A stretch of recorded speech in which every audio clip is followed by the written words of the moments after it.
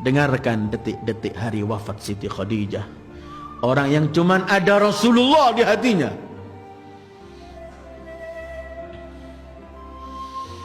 Hari itu beliau sakit, berbaring di tempat tidur yang paling sederhana, di kamar paling sederhana. Tapi kamar itu dan rumah itu adalah tempat naik turunnya para malaikat. Khadijah sudah gak memiliki lagi kekayaannya semua itu. Dia sudah hanya tinggal di tempat yang amat sederhana.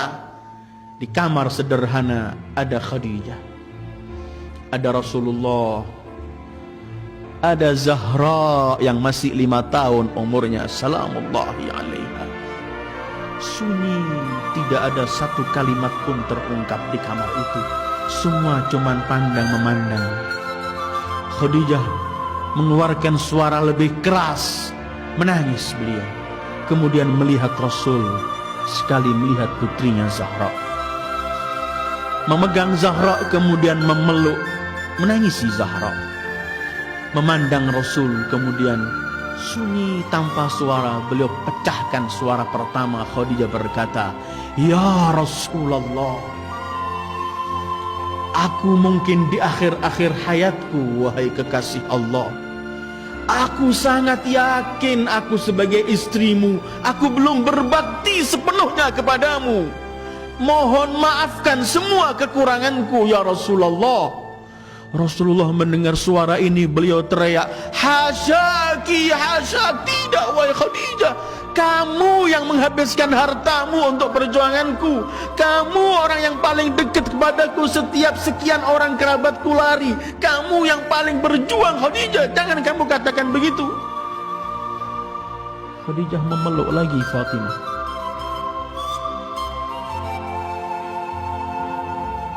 "Fatimah, ajalku telah tiba. Yang paling kutakuti wahai Fatimah adalah siksaan liang kubur. Fatimah, sampaikan pada ayahmu, aku ingin minta sesuatu, tapi aku malu, takut aku kurang ajar pada ayahmu. Bisakah aku ungkapkan langsung kepadamu supaya ayahmu enggak mendengar?" Fatimah menangis memeluk ibunya, kemudian pergi ke ayahnya. "Ayahku, ibuku ingin mengungkapkan sesuatu tapi tidak mampu di hadapanmu." Kata Rasulullah, "Biar ia sampaikan kepadamu, aku tunggu di luar pintu." Sayyidul Wujud keluar depan pintu sallallahu alaihi wasallam. Fatimah dipeluk erat oleh Khadijah. "Putriku Fatimah, aku takut. Inilah akhir hidupku di dunia yang fana. Aku sangat takut dengan liang kubur. Hei putriku, aku ingin minta serban ayahmu yang biasa dipakai untuk menerima wahyu agar menjadi kafanku. Tapi aku tidak berani mohon, aku takut kurang ajar depan Rasulullah." Fatimah memeluk ibunya, kemudian keluar Khadijah yang menghabiskan seluruh hartanya untuk Rasulullah, menganggap belum berbuat sesuatu untuk Rasulullah dan mau minta serban saja kepada Rasulullah. Dia takut. Bukan artinya takut karena Rasul membentak, karena Rasul begitu, tidak. Fatimah keluar menyampaikan kepada ayahnya. Ayahnya kemudian datang, melepas serbannya, kemudian berkata, "Berkabar gembiralah engkau Khadijah. Berkali-kali Jibril menyampaikan salam Allah untukmu dan telah mempersiapkan istanamu di surga." Dalam riwayat bahkan saat itu Jibril datang dengan kafan, dengan 5 kafan yang pernah saya sampaikan ketika kita membicarakan Imam Husain. Salah satu kafan itu untuk Khadijah.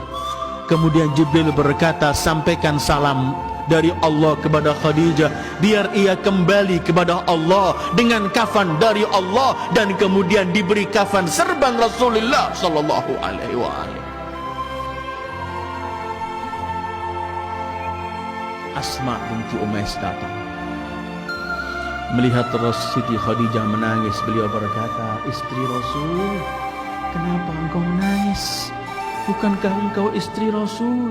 Pasti kedudukanmu tinggi di sisi Allah, pasti surga menantimu." Kata Khadijah, "Aku yakin, tapi aku melihat anak gadis ini masih kecil wahai Asma. Asma wanita Gadis itu ketika dikawinkan, di hari pertamanya dia nggak mampu melakukan sesuatu di rumah suaminya. Dia memerlukan pendamping ibunya untuk menyampaikan sesuatu kepadanya. Aduhai, kesiannya Zahra di hari perkawinannya sudah tidak lagi menyaksikan aku. Asma kemudian bersumpah, demi Allah wahai Khadijah, aku akan mendampingi putrimu sampai akhir. Wasadaqat Asma, dan memang Asma begitu akhirnya. Karena di hari perkawinan Siti Fatimah ketika diserahkan ke rumah Imam Ali, Rasulullah pernah berkata, semua yang di kamar keluarlah. Rasulullah kemudian memegang tangan Imam Ali dan Fatimah, kemudian menyampaikan doa. Ketika Rasul menoleh, Rasul di pojok melihat ada baju hitam, ada seseorang. Rasul teriak, siapakah engkau? Bukankah telah kuperintahkan semua harus keluar?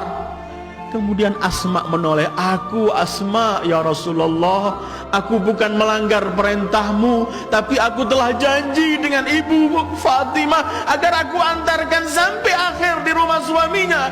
Ketika Rasulullah mendengarkan nama Khadijah, Rasulullah kemudian berkata, Asma, semoga Allah membalas semua kebaikanmu karena kamu telah berbuat baik kepada Khadijah dan Fatimah. Khadijah wafat. Siti Sayyidah Fatimah mengelilingi jenazah Khadijah, kemudian memegang Rasul seraya berkata, Abata, aina ummi, aina ummi, di mana kelak ibuku? Jibril menyampaikan salam kepada Fatimah, salam dari Allah bahwa ibunya di surga. Ini orang-orang yang sekeliling Rasulullah ayyuhal ikhwah. Ini orang-orang yang dipilih oleh Allah untuk hatinya ada Rasulullah. Setelah Khadijah wafat, Rasul kawin dengan siapapun tidak pernah melupakan Khadijah. Setiap kesempatan yang diingat cuman Khadijah. Dalam Bukhari pernah meriwayatkan, Aisyah pernah berkata, aku tidak pernah cemburu dengan istri Rasul seperti cemburuku dengan Khadijah. Padahal aku tidak pernah melihatnya, karena ia telah wafat jauh sebelum Rasul mengawini aku. Tapi karena apa? Karena seringnya aku mendengar Rasul memuji Khadijah. Kalau menyembelih kambing untuk dibagikan, Rasul berkata, berikan dulu pada kawan-kawan Khadijah. Kadang-kadang datang seorang wanita tua, Rasulullah melemparkan serbanya, disuruh duduk, ditanyai keadaannya, sampai Aisyah berkata, siapa Ajuz, seorang wanita tua yang kamu hormati? Kata Rasulullah, Aisyah, ia adalah Shadiqatu Khadijah, fa inna husnal ahdi minal iman. Ini kawannya Khadijah. Tidak pernah Rasul melupakan Siti Khadijah.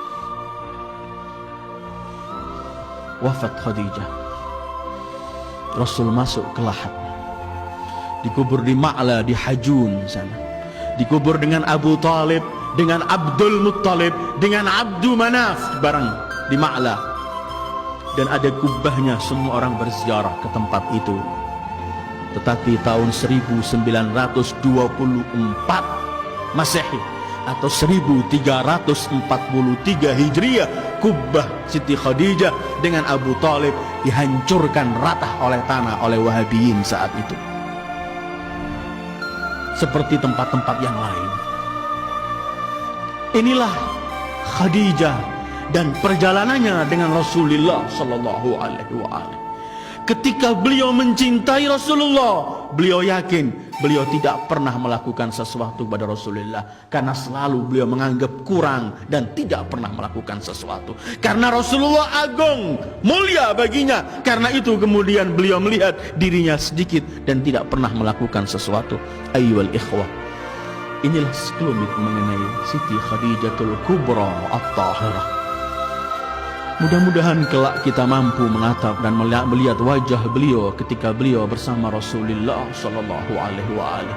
Beliau adalah Ibu Zahra, beliau adalah Ibu Fatimah.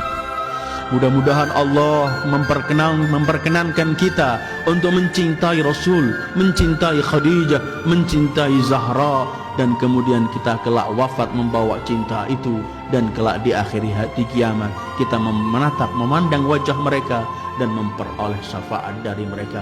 wa sallallahu ala khairi khalqihi Muhammad wa alihi ajma'in. Wassalamu alaikum warahmatullahi wabarakatuh.